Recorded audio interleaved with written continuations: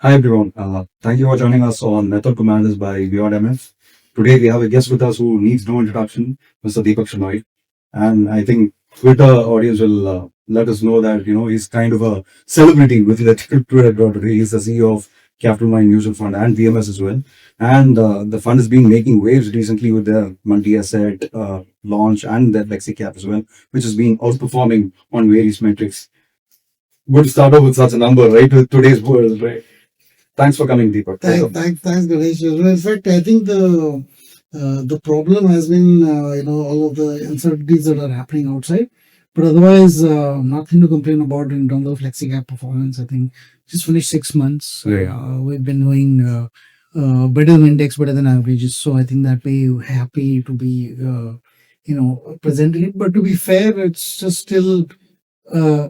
Fallen the least compared to everybody else, but it's not really a that would we would consider as our performance in yes, unfortunately, yeah, I would rather have it on the other side. The other side. When the market's going up, we should be doing well. Understood. Wonderful, wonderful. So, a question on today's investors, right? It's a lot of them. The way we never used to talk about macros. Let's say even you go back 5 years, I don't think anyone would have known where gold is sitting at in terms of dollar or in terms of let's say in the overall geopolitical scheme of things. But today, right, everyone, because for the right reasons, gold and silver move as much as equity on a daily basis. So today, do you think every portfolio, whether it's gold or oil or silver or any other commodity as such, do you think that deserves a place in your portfolio, or at least, or you should be very static about it? I should have gold and silver. So I'll be honest. Right. We have a multi-asset fund, Right. So obviously I'll talk my book. Absolutely. But we believe that gold and silver are not everything. In the last few days, today is the 20th of March, I think. Correct. So we are talking about from the 10th to the 20th of March. Gold is probably down about 11 to 12%. Silver is down about 25%. Now you normally say that in a crisis situation, gold should go up, but Exactly. it's going down. Exactly. And silver should go up, but it's going down. So, but so this is the exact opposite of what you thought was happening is happening. Right. Crude oil, on the other hand, has gone up. Right. Natural gas has gone up, and that's because the crisis has created that.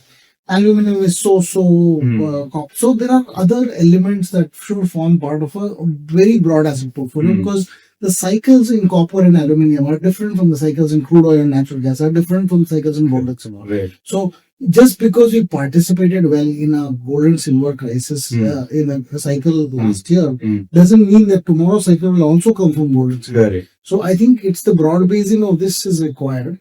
Our multi-asset fund is the only one that actually says that it will do all of these commodities. So to that extent, and not the only one. I mean, anybody can do it, but we have explicitly said that we will take these positions when the time comes. So I think that is the point that we want to highlight, which is that our multi-asset has the ability to take all of them. It's part of our strategy. It's inherent in our strategy. We look for these opportunities, and therefore we do it. What does this give the investor? Investor like, okay, equity is not doing badly. Some one of these commodities will do. So it is the narrative has moved from if equity doesn't do well, gold will do well. Maybe not just gold and silver will do it. Maybe not just gold and silver. Maybe it is crude oil and natural gas. So now you go broad base this across. So you say, well, I want to have a broader asset class definition, not because of anything else, but because when I'm buying a fund, I don't want to deal with downside volatility as well. So we're not seeing the market is down only 10% from the top. Right. But having said that, even though we're down only 10% from the top, many of your stocks are down 20% because the market as a whole is around 10. But many of us, so your own portfolio or your mutual fund may actually be down 15 or 16. Now you're thinking 15 or 16% is a lot. I don't want now it's still okay, but if the market falls 20%, that means will be 25-30. Right. That is a little hurtful at a large portfolio. That is small numbers are fine. But when you're at the large portfolio base and you want something to balance out your portfolio, either you go on to something totally safe like fixed deposits, liquid funds, something like that, or you go into something that is in the middle. That in the middle would be a hybrid fund. The hybrid fund, and we say that hybrids have the ability to go between equity and debt. Most of the hybrid classes, we have the ability to go between hybrid equity, debt, and commodities as a multi-asset in general.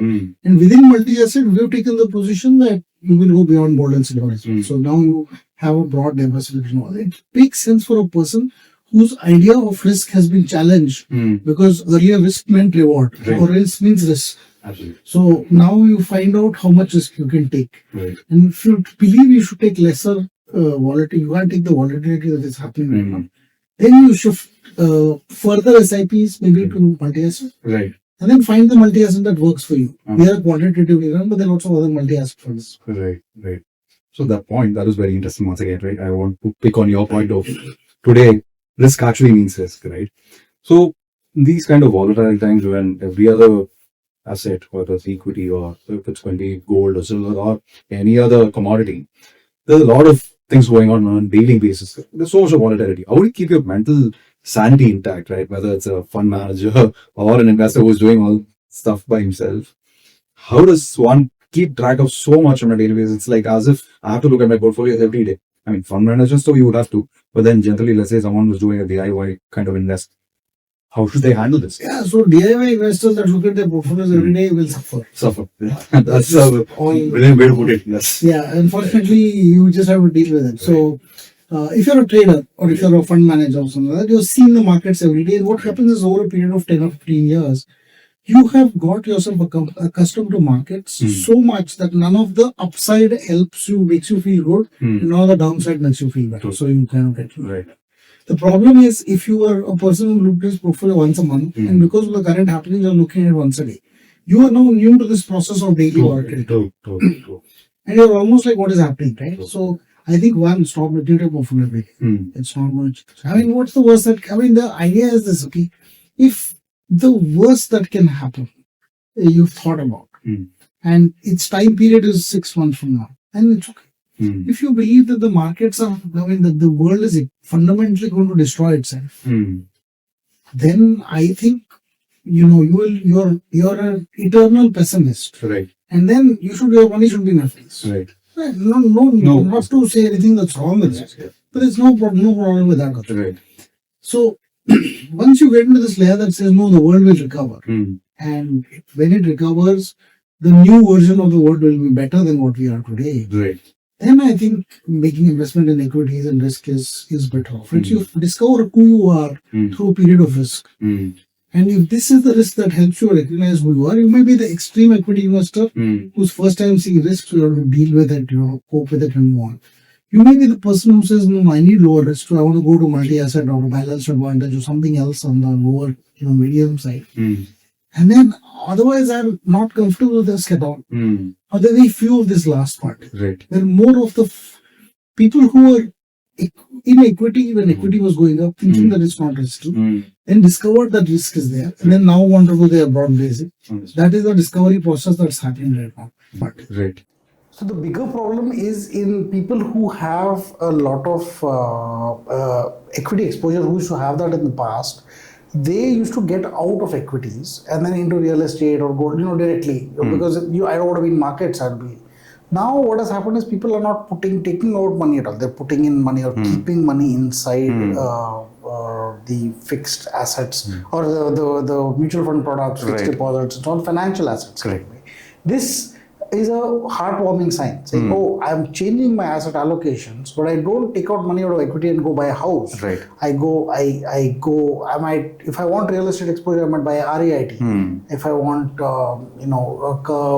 exposure to certain sectors, I might choose a sectoral fund. Right. But anything that I'm doing as a broad base will be, flexi cap, moving to multi-asset and so on. So that is what is happening. That's why you're seeing net inflows into markets every month. Right. Regardless of the market's going up or down. Absolutely. There is a fundamental change in India, and older people like me who are looking at this and saying, normally people would sell. There would be net outflows. Correct. But now there are net inflows, and the net inflows are also going up. Right. True. Got it. So, since you mentioned systems, right, with all this, the overall AI advent as well, and where systems do the decisions for you today.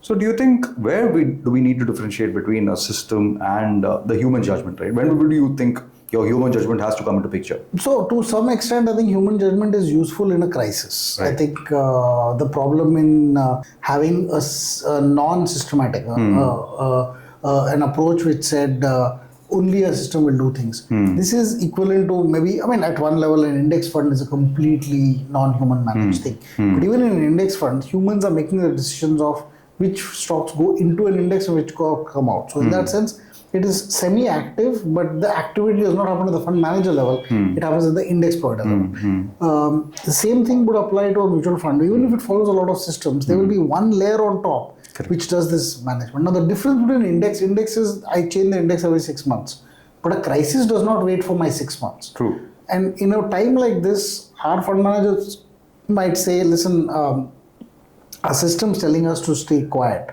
but maybe we should take some derivative hedge positions rather than just be in cash. So that way it gives you, like, because it meets your fund objectives as well. It might say they're over-indexed on one sector. The model is over-indexes on one sector. We need to reduce that allocation. Right. They might add a layer of human sanity checks to the portfolio. And also, but the thing that you shouldn't do is you shouldn't have too much of a human input and say, oh, well, humans say, no, the system hasn't even discovered this bank, but I'll buy this bank. Right. Like, what's the point of the system? Yeah. So then you have a system where you're making some inputs, but those are more tweaks around the lines of asset allocation, over concentration on a sector, governance issues, all of the stuff that the system cannot see. Then you might be able to put those inputs on top. But you typically don't layer it with, oh, no, I'm going to take this, 5 other stocks which my system didn't even talk about. That's just the thing that we want to make sure of. I think that is where the human in the loop matters. The human should be in the loop. Right. It should not be discovering things from outside of the loop. Got it. So is your flexi-cap or your multi-asset allocation fund or generally your PMS as a house also designed using a similar model? For the most part. I think there are some discretionary strategies. Like for instance, debt, you cannot be model driven as of now because it's not as liquid. And so therefore, our liquid fund, for instance, does have a human element of selection. The debt portion of the multi-asset does have a human portion of selection. But the commodity and the equity portions are multi-factor models. One is trend following, one is multi-factor, which is primarily designed around using a system as the primary input, with the fund manager making the necessary tweaks on top in between. The fund manager themselves create the model, so they know what goes in. They just don't know what comes out. Today, I know what kind of stocks I want to buy, but today the stocks may be X. 6 months later, the stocks may be Y. So there may be difference between X and Y. There may be a 40% overlap between X and Y, but the remaining 60% has to be rebalanced. Understood. So once in 3 months in a multi-asset will rebalance, roughly once a month nowadays, because the markets are so volatile. We are doing in the flexi cap. Okay, right. But at different times there may be different periods of rebalancing. But this is a fund manager call to say, okay, now we need to rebalance. We've been lucky because I think our models themselves said don't be in IT by January. Right. They said some of the portfolio positions were down. We are about 68 or so percent. We were allocated in February end, which allows us to weather this storm a little bit better because we have some cash portions. Right? Although we are small as a fund house, we have the ability to now follow the model. If the model says 70% cash, we may be 65%. So that's fine. But we may not be 30% cash. So we'll follow the model to that extent. So the combination of human in the loop and core system focus is what's driven the flexi-cap. The flexi-cap, you will see, has almost no correlation with the index. Correct. You see the portfolio, it's like there's a completely different set of stocks versus the index, right? So we are not trying to track the index. We're trying to do better than it by selecting stocks that are different from it. Understood. Second one is our positions change every month. So you'll see our first portfolio in July and to what it is now. It's rapidly changed. Now that's because the model itself has changed. But guess what? In 6 months, the whole world has changed. Correct. I mean, so why would you not change when the whole world changes? Absolutely. And that is our focus. Say, when in the context of change, are you going to depend more on a fund manager's input, which is also fine. It's a different other way to do this. Or are you going to depend largely on system-driven, thought process that makes sure that at least the model is telling you what to do, and you may be fine-tuning it on top. That is the core of our models, and we are different from other mutual funds that way because we've had this as a core thinking process. But we also embrace the fact that the only thing constant is change. So we understand that the models need to rebalance the underlying stocks on a regular basis. Understood. Deepak, today the mutual fund investor is spoiled for choice, right? He has so many options to invest in, so many things, so many different fund managers have their own thoughts. Obviously, they are very innovative in their own sense of things. But there is something that most investors ignore, right, when they make an investment decision. What do you think that a mutual fund investor should not be ignoring when he chooses a fund? Yeah, I think there are lots of things I can tell you, but to be honest, the mutual fund manager data is widely available. I can tell you so much data is available. Oh, expense ratio is available every day. Data NAV is available every day. 6 month, 12 month for all this performance. In the end, you want to find out only one thing. Do you understand what this fund is going to do? Right. So if you're buying into a flexi cap fund, why would you buy Capitalmind versus somebody else? Right. Now, I would say you should buy two differing styles. One is value, one is growth. That's one way. Sometimes a value person is a discretionary person. He's saying, I'm meeting management, I'm talking to factory workers, you know, and getting my input from there, and I'm buying my stocks. Right. One approach. Right. We, on the other hand, we don't talk to factory workers at all. We just use data, and our data tells us what to do. And we buy a lot of data. We spend a lot of time cleaning data. So we're using a data-oriented approach. This is a quantitative approach. So discretionary plus quantitative. You might want two approaches. You want to buy it like that. You should know that. Right. That is the kind of approach that you have. Second one is you should be aware that the minimum time frame that you're going to give in a fund manager is roughly 3 years to 5 years. Right. So if you don't have that much time, then don't do it. You know, just sit with something that is hybrid or something. Right. The third one is, does the fund house respond meaningfully to you and communicate about what is happening in case of an extreme event like an emergency, a crisis, a situation like that. The more the fund manager is communicative, the more because it helps you. They have your best interests in mind. Right. So they might be reaching out to you either directly or through your advisors or distributors who are helping them kind of manage the fear and greed cycle in their minds. But this constant communication, the regular communication has to come in, and especially more so during a tough time. Right. So I think that is the other part that you should look at. All these performance elements and all, I'd say wait for, sometime over a period of time, performance will show. Yeah. And a lot of funds sometimes they have cycles of 3-4 years at top, 3-4 years at the bottom. I don't believe that we will always be up. There will be our rough times also. Right. But I hope you do remember us during those times for the fact that we communicated, the fact that we are strong on a certain kind of strategy that gives you a difference from what the other funds do. Right. And thirdly, that we are focused primarily on the investors' thought process. Now, we as a fund house, and almost all fund houses now, a lot of my money, my company's money, my fund manager's money, all of them are in our own funds. Right. So a significant portion of my net worth is sitting in Capitalmind fund. So it is in our benefit for you to benefit because we are also you in that So sense. it's a win-win. It's a win-win that way. Yes. Yeah, got it, Deepak.